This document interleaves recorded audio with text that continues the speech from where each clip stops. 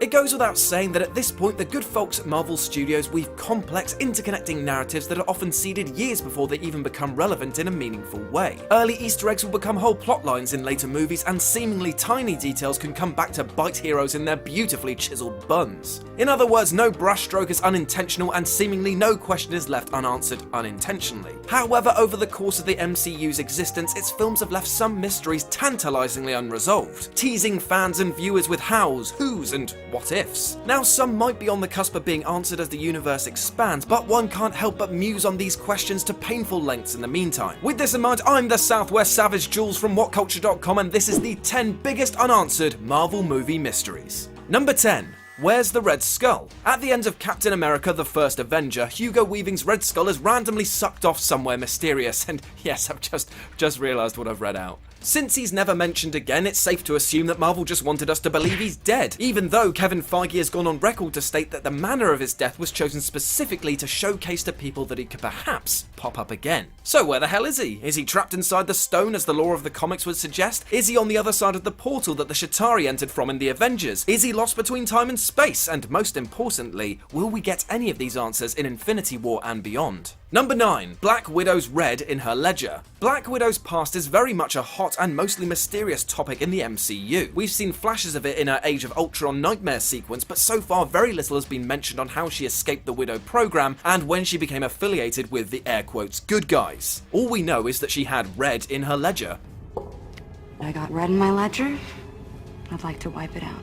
And that she regrets some of her past actions, but we don't know what specifically it's referring to, or indeed what Loki is saying when he taunts her with Dreykov's daughter, Sao Paulo, and the hospital fire. What we need is a retrospective solo movie with those answers, and also how Barton knows all about them. But at the moment, they aren't coming anytime soon. Number 8. What's next for Abomination? At the end of The Incredible Hulk, Tim Roth's excellently hammy Abomination has been locked up in the cryo chamber prison in Alaska as revealed by agents of S.H.I.E.L.D., presumably so that General Ross can experiment on him to find ways to beat the Hulk, or maybe even to become the Red Hulk or something exciting like that. So what now? Is he still on ice? Well, Marvel reportedly had plans for him to return in Age of Ultron, but they went a different way, so it seems that their decision to keep him alive was intentional. The question now is whether they follow through on a return at another point. Number 7. How does Tony Stark suddenly get better? In Iron Man, it's pretty firmly established that Dr. Yinsen was forced to implant an electromagnet in Tony Stark's chest to stop shards of shrapnel burrowing their way into his heart. In Iron Man 2, Stark himself upgrades the arc reactor that powers not only the suit but also charges the electromagnet, which is keeping him alive. At no stage is surgery considered a viable option because it's just too tricky, which is why it's easier to accept that Stark was allowing the reactor to poison him, as feeling a little under the weather is better than,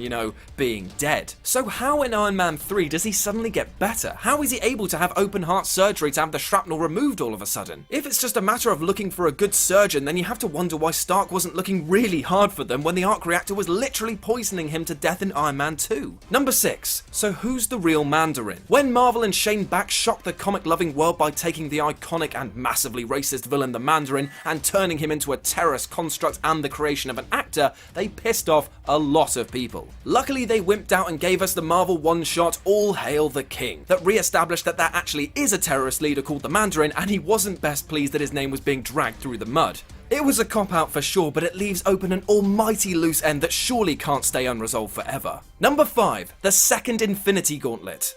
For a while, the Infinity Gauntlet spotted in the back of Thor was the best MCU Easter egg of all. It was a clever nod to the forthcoming Infinity Saga storyline and a concrete suggestion that Marvel really were planning the MCU back from day one. But then they had to go and spoil it all by having Thanos recover his Infinity Gauntlet from somewhere entirely different in Age of Ultron. That meant that Kevin Feige then had to come out and say that there were actually two, and that it later transpired that one of them, presumably the one in Odin's vault complete with stones, was actually fake all along, making Asgard's mightiest ruler look like a right idiot. Even so, why the hell would anyone go to the extreme of making two? If it's fake, it needs a backstory to establish why Odin was duped, and if it's real, why would anyone make two Doomsday devices? Number 4. So how did Loki kill Odin?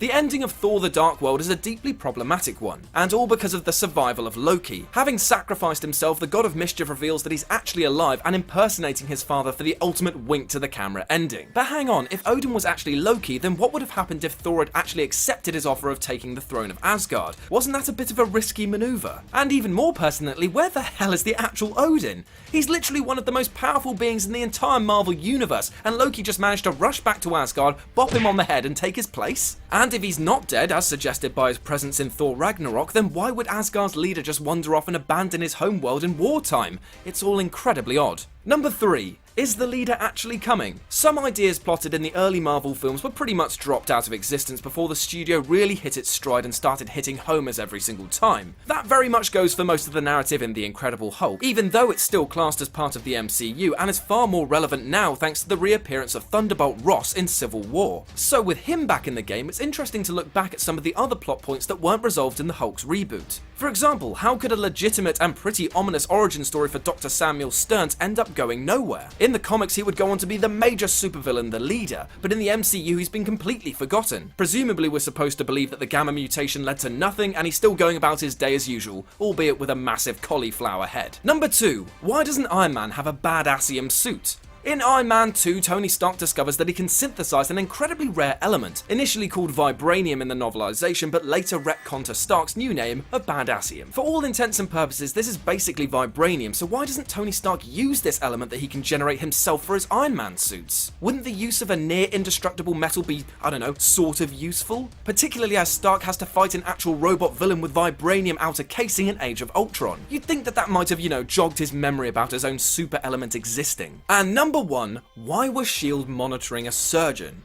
In the timeline set by the visually stunning Doctor Strange solo movie, Strange has his accident in early 2016 and becomes a skilled sorcerer by the end of summer, which is all well and good if you ignore the fact that that's basically impossible, but there's also one other huge plot hole. If he wasn't air quote powered until 2016 in MCU, how come he was on S.H.I.E.L.D.'s watch list of potentially dangerous targets in Captain America: The Winter Soldier? What the hell did Arnim Zola's magic algorithm detect in his life as a surgeon to suggest he warranted extermination? And I mean, fair enough, you can look at a kid pulling the legs off spiders and think he's gonna be evil in a general sort of way, but how do you look at an arrogant douchebag surgeon who cares for literally nobody but himself and who has serious relationship issues and work out that he's gonna have a life-altering car crash that'll ruin his career and change his life totally to become a sorcerer? That, my friend, is some next-level soothsaying. And that's our list. Got any more actors with unusual auditions? Well, let us know about them in the comments section below. And if you want to come make a personal donation to my film library, then share and subscribe for more.